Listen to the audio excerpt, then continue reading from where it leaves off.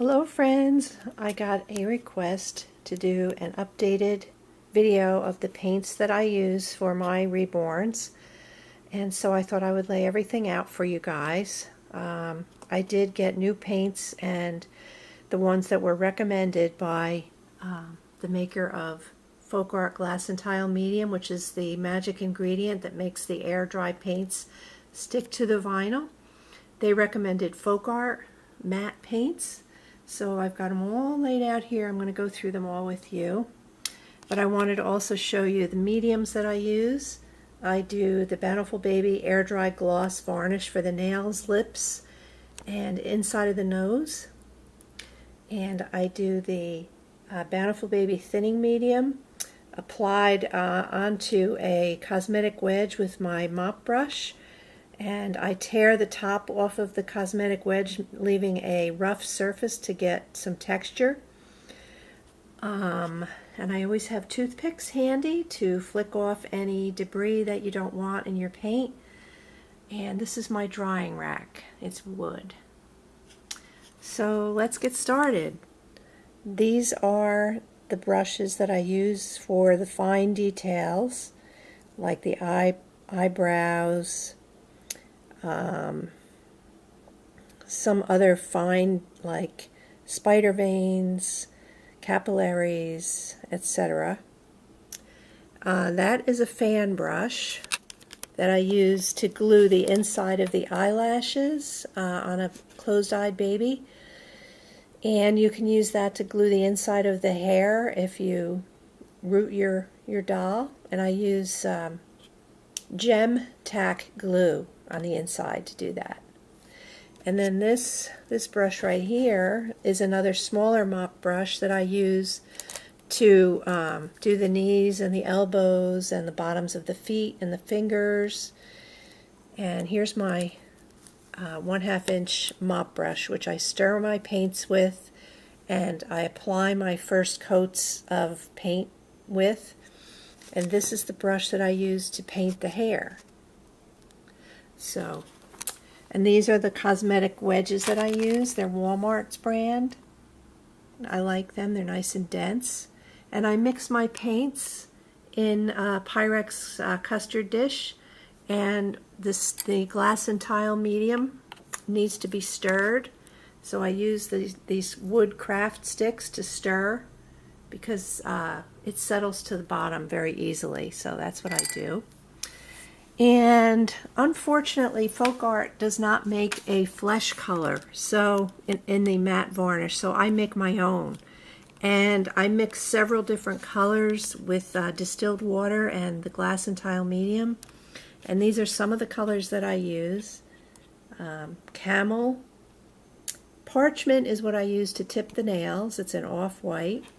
And they don't also make a brick color, so I'm using this brand, Craft Smart, and it's brick red. And this is the black cherry, which I use for my mottling and my creases, and sometimes I mix some of the brick red in with that. And here is what is this called? Engine red. This is what I mix a lot of red in with the fingers, the toes, the elbows and bottoms of the feet, bottoms of the fingers, and sometimes I mix the black cherry in with that to give it a more purplish look, but I use the red a lot. And then we have, this is called Honeycomb, and sometimes I mix that in with the flesh. And if you want a more yellow color, you use the yellow ochre. And then these are just colors for detailing. This is the ballet pink. And if you want your baby more peaches and cream, I use this coral, crushed coral. And here is a nice rose pink. And then these are the colors that I use for my veining. I use teal, I use true blue, I use, what is this called? Sky blue, I use midnight blue, and sometimes I add in some purple. And I also use purple mixed with, they don't have a lavender color either in the folk art, so I use the Ceramcoat lavender for the eyelids, and sometimes as a color corrector. These are the colors I use for the eyebrows and the hair.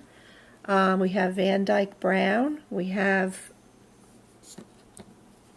Real Brown, which is a little bit lighter, and we have black. And if you mix the black in with the brown, it's going to look green, so you can correct that by using either the midnight blue or the red, engine red, and we'll get rid of the green that the black and the brown do together. For some reason, I don't know why that happens, but it does. And then for the bulb of the nose, I use a very watery, thin mixture of this called medium yellow. And if I want to correct a baby that's too pink, too peach, once again, folk art doesn't make a mint color, but Ceramcoat does, and I use eucalyptus and I use the Americana pistachio mint mixed together, and sometimes I just use the pistachio mint by itself as a corrector. And sometimes if your baby is just too much color, too vibrant, you want to muddy it, and to muddy it, it means just to take it down a notch, so I use fawn to do that. It just brings it down to a more realistic, less color level. So that's it. I hope I have helped you with this. So you have to know how to mix color. Yeah, so you can actually mix color and surprise yourself at how good you are to accomplish what color you really want to get. But these are all the ones that I use. So I hope this was helpful. And the brushes, I have all different kinds of brushes that I like to switch off. They're all pretty similar, these thin, fine brushes for the eyebrows and stuff. But definitely the hair, I use this one. It's from China. It's this cheap one from China. It's green and white. They make one that's blue and white and one that's red and white, and I like this one the best. So there you have it. And the thinning medium makes a nice matte varnish, and I bake it in my New Wave oven at the end when I'm all done. So, okay, that's it. Thanks. Love you guys.